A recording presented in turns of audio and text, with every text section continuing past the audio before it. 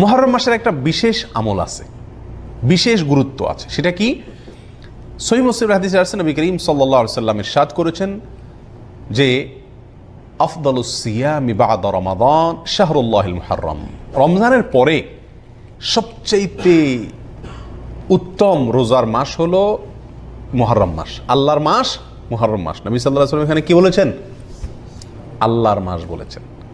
রমজানের পরে সবচাইতে উত্তম, সম্মানিত, মর্যাদাপূর্ণ মাস হলো আল্লাহর মাস মুহররম মাস।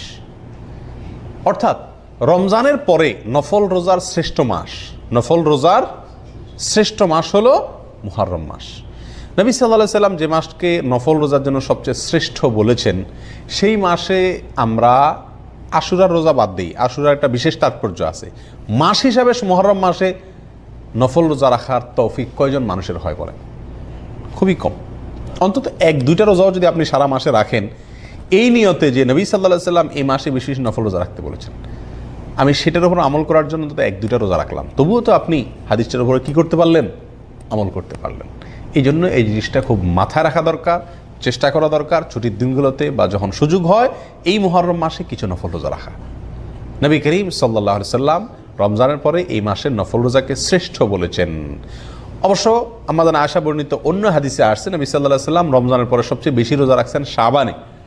তো উলামা ইকরাম বলেন এই মাসে যদি রোজা রাখা সবচেয়ে শ্রেষ্ঠ হয় তাহলে শাবানে তিনি বেশি কেন রাখলেন? এর উত্তর হলো যে এই মাসের শ্রেষ্ঠত্ব এবং এই মাসে রোজা রাখা যে উত্তম, এই কথা আল্লাহর পক্ষ থেকে যখন ওহী আসছে তার আগেই, তারপরে নবী সাল্লাল্লাহু আলাইহি ওয়াসাল্লাম আর এই মাসে রোজা রাখার সুযোগ পান নাই। এটা শেষ মুহূর্তে আসছে জীবনে, তার আগে তিনি ইন্তেকাল করেছেন।